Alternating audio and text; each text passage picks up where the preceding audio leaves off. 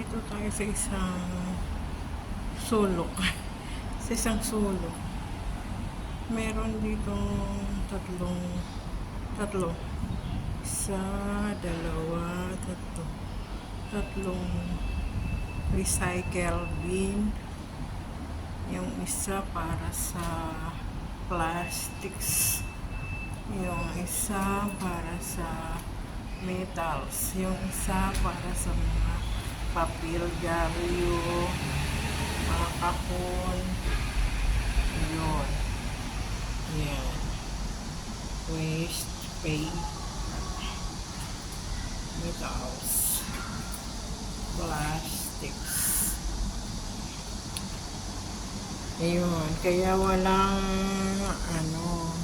hindi pwede yung basta lang iwan dyan pakalat-kalat kasi meron namang mga basurahan. Disiplina lang. Tapos bukas Sabado merong magko-collect ng mga basura. Ano yun? Tinitimbang. Tapos pagdating ng maabot na yung points, babayan, may bayad. Sa akin, binibigay ko lang sa